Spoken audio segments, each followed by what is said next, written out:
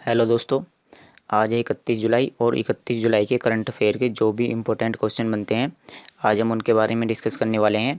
इसकी पीडीएफ आपको Telegram channel सीटी करंट अफेयर पर मिल जाएगी। और जैसे कि आज मंथ का लास्ट दिन है तो आज जो है आपको जो भी इस जुलाई की जो भी करंट अफेयर है, जो भी पूरे मंथ की करंट अफेयर की पीडीएफ है वो आपको टेलीग्राम चैनल पर मिल जाएगी। तो चलिए पहला क्वेश्चन देखते हैं। देखिए, मानव तस्करी के खिलाफ विश्व दिवस निम्न में से किस दिन मनाया जाता है?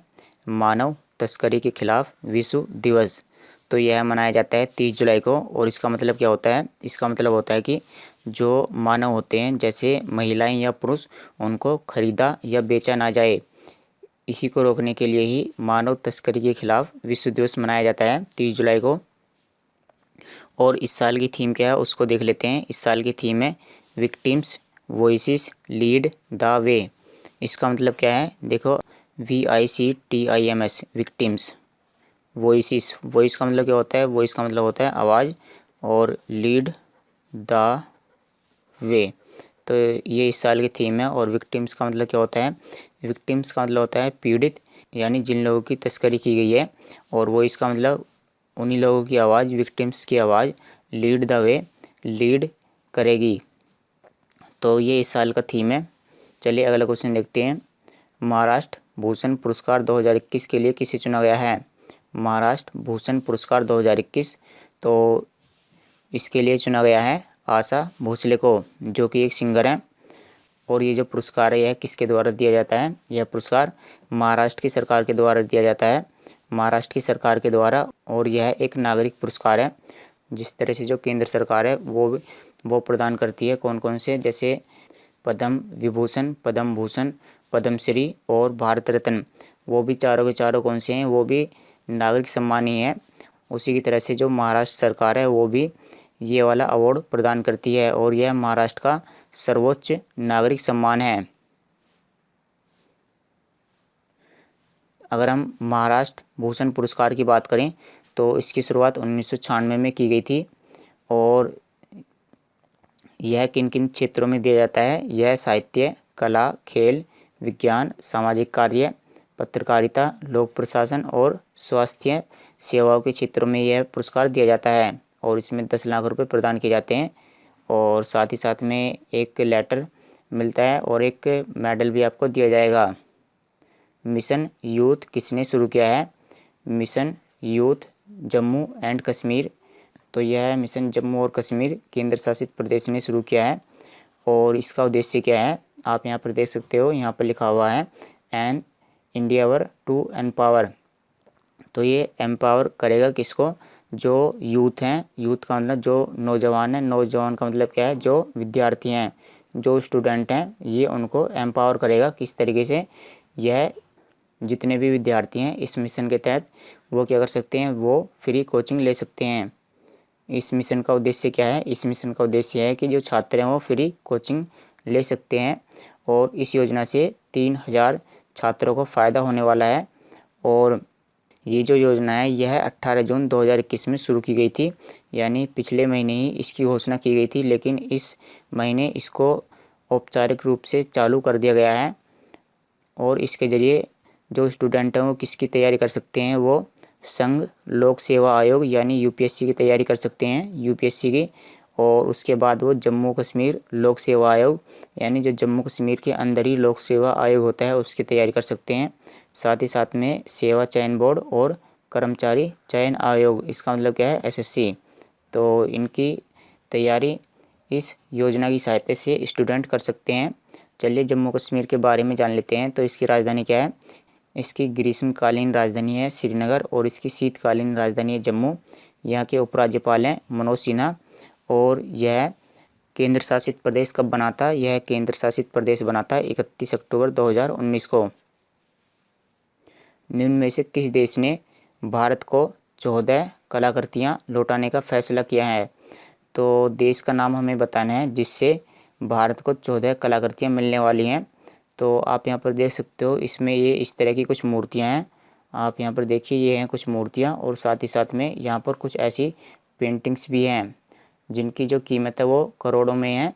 तो ये जो पेंटिंग्स हैं या ये जो मूर्तियां हैं, इन मूर्तियों को या तो चुरा करके ऑस्ट्रेलिया ले जाया गया था। तो अब ये जो मूर्तियां हैं ये ऑस्ट्रेलिया से वापस भारत आने वाली हैं और ऑस्ट्रेलिया ने इनको भारत को लौटाने की मंजूरी दे दी है। ये ऑस्ट्रेलिया के जो भी म्यूजियम थे उनमें ये रखी हुई थी। तो इनमें कुछ मूर्तियां हैं, कुछ फ़ोटोग्राफ्स हैं और इसमें एक स्क्रॉल भी है और इनकी जो कीमत है वो आप यहाँ पर देख सकते हो, $2.2 मिलियन है, यानी इनकी कीमत करोड़ों में है। चलिए ऑस्ट्रेलिया के बारे में जान लेते हैं। इसकी राजधानी क्या है? कैनबरा। यहाँ की मुद्रा है ऑस्ट्रेलियाई डॉलर और यहाँ के प्रधानमंत्री हैं स्कॉट मॉरिसन। आप यहाँ पर देख सकते हो। अंतर्राष्ट्रीय बाघ मानक कार्यकारी समिति, तो एक ये संस्था है और इसने क्या किया है, इसने जो भारत के टाइगर रिजर्व हैं उनको अंतर्राष्ट्रीय मानकों पर खरा बताया है। तो क्वेश्चन ये है कि भारत के कितने टाइगर रिजर्व हैं जिनको अंतर्राष्ट्रीय मानकों पर खरा बताया गया है?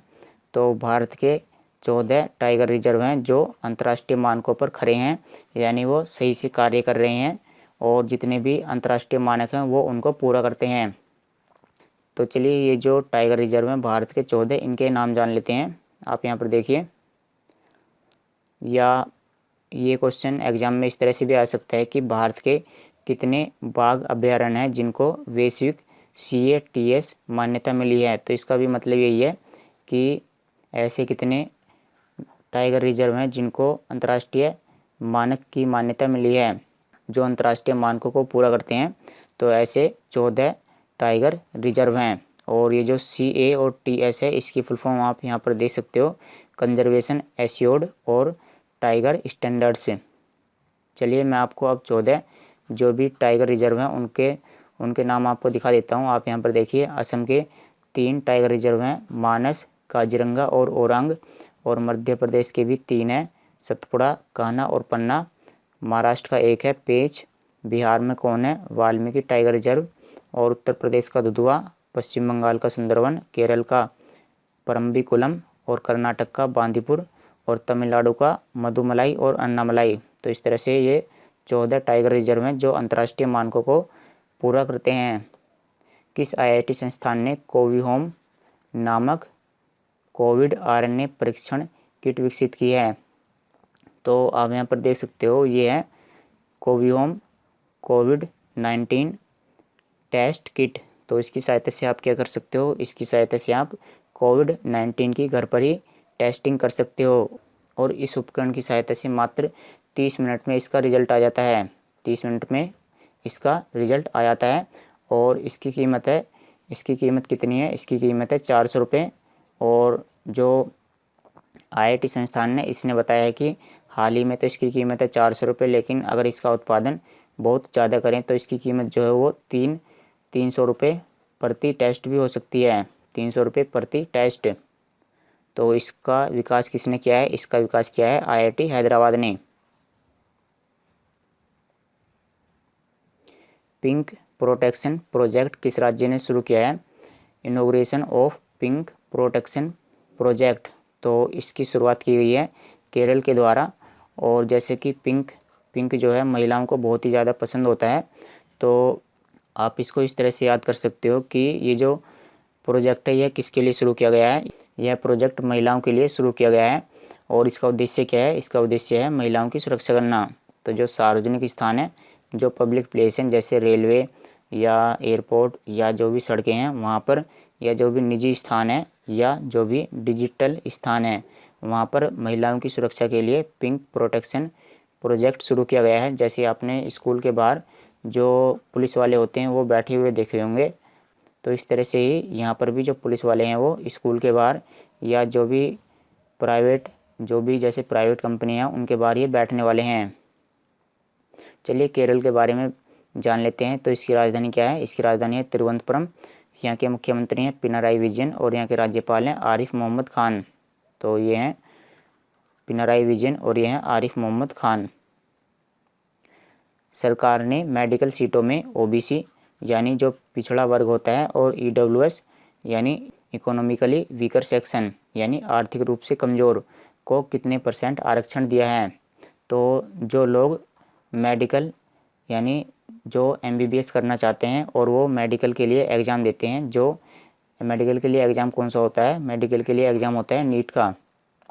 तो जो बच्चे नीट का एग्ज़ाम देते हैं तो उसमें जो बच्चे OBC वाले हैं और जो बच्चे EWS वाले हैं, सरकार ने उनको आरक्षण दे दिया है। तो उनको आरक्षण कितना मिलने वाला है? उनको आरक्षण मिलेगा OBC को 27% और जो EWS वाले हैं उनको 10% आरक्षण दिया जाएगा। 27% reservation for other backward castes और 10% reservation for economically weaker section. तो ये जो रिजर्वेशन है वो OBC और EWS को दिया जा रहा है और यहाँ पर इतने इतने विद्यार्थियों को प्रॉफिट होने वाला है। और साथ ही साथ में मैं आपको एक चीज़ और बता देता हूँ। आप यहाँ पर देखिए, अधिवास मुक्त, इसका मतलब क्या होता है? इसका मतलब होता है डोमिसाइल फ्री। अधिवास का मतलब डोमिसाइल और मुक्त का मतलब क्या है? फ्री। तो अधिवास मुक्त, तो देखो यहाँ पर क्या है कि जो UG है, UG का मतलब क्या होता है? जैसे BA BSc, BA या BSc। और यहाँ पर PG का मतलब क्या होता है? PG का मतलब होता है MA या MSc, यानी जो मास्टर डिग्री होती हैं। तो मास्टर डिग्री में 50% सीटों को अधिवास मुक्त रखा गया है। अधिवास मुक्त का मतलब वो डोमिसाइल फ्री हैं। तो 50% सीट, इसका मतलब क्या है? इसको समझ लेते हैं। ये तो बात समझनी आसान है लेकिन इसको समझना थोड़ा सा कठिन है। तो 50% सीट जो हैं वो अधिवास मुक्त हैं। इसका मतलब है कि जो 50% सीट हैं उन पर एडमिशन दूसरे राज्य के छात्र भी ले सकते हैं। डोमिसाइल मुक्त यानी कि मूल निवास फ्री। मूल निवास फ्री यानी जिनको मूल निवास की आवश्यकता नहीं है, तो जो दूसरे राज्य के विद्यार्थी हैं वो इन सीटों पर एडमिशन ले सकते हैं। इसी तरह से UG में केवल 15% सीटों का आरक्षण किया गया है। राष्ट्रीय महिला ऑनलाइन शतरंज का खिताब किसने जीता है? तो यह खिताब जीता गया है वर्तिका अग्रवाल ने। राष्ट्रीय महिला ऑनलाइन शतरंज का खिताब, यह प्रतियोगिता जो है यह ऑनलाइन कराई गई है और ये एक नेशनल लेवल की प्रतियोगिता है और इसमें जीतने वाले जो भी खिलाड़ी होंगे वो अंतर्राष्ट्रीय लेवल पर खेलेंगे। संयुक्त राष्ट्र महासभा के 76वें सत्र की अध्यक्षता किसने की है? तो यूनाइटेड नेशंस जनरल असेंबली, तो UNGA। तो इसका जो 76वां सत्र हुआ है इसकी अध्यक्षता की गई है मालदीव के द्वारा। और जो मालदीव के विदेश मंत्री हैं अब्दुल्ला शाहिद, उन्होंने इसकी अध्यक्षता की है। तो मालदीव को पहली बार विश्व मंच पर इतना बड़ा पद मिला है।